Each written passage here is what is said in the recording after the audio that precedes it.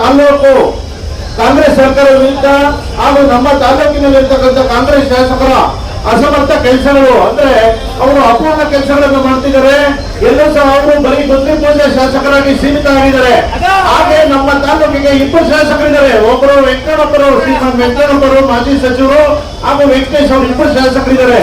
ಒಬ್ಬರು ಪಾವಗಡ ಶಾಸಕರು, ಒಬ್ಬರು ಬೆಂಗಳೂರು ತುಮಕೂರು ಶಾಸಕರಿದ್ದಾರೆ.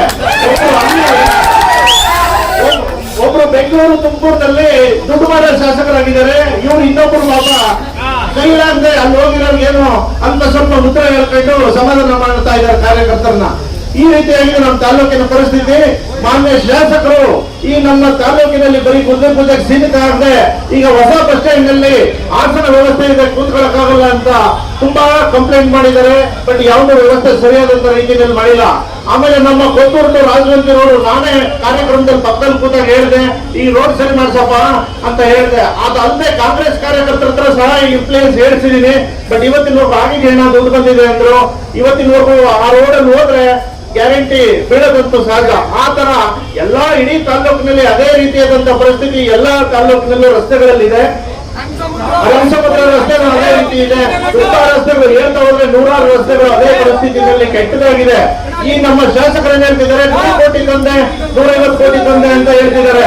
ದಯವಿಟ್ಟು ಶಾಸಕರೇ, ನೀವು 150 ಕೋಟಿ ತಂದಿದ್ದೀರಾ, ಓಕೆ, ಅದನ್ನ ಖರ್ಚು ಮಾಡಿದ್ದೀರಿ, ಒಂದು ಪಟ್ಟಿ ಬಿಡುಗಡೆ ಮಾಡಿ ದಯಮಾಡಿ.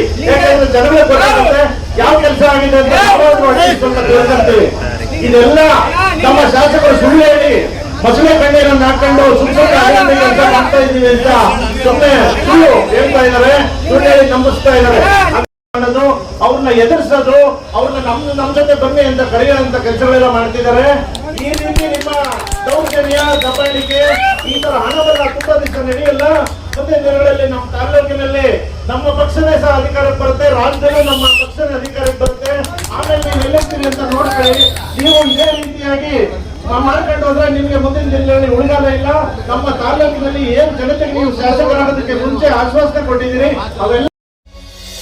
ಇನ್ನಷ್ಟು ಸ್ಥಳೀಯ ಸುದ್ದಿಗಳಿಗೆ lead news Kannada channel follow ಮಾಡಿ, ಯೂಟ್ಯೂಬ್ ಚಾನೆಲ್ ಅನ್ನು ಸಬ್ಸ್ಕ್ರೈಬ್ ಮಾಡಿ.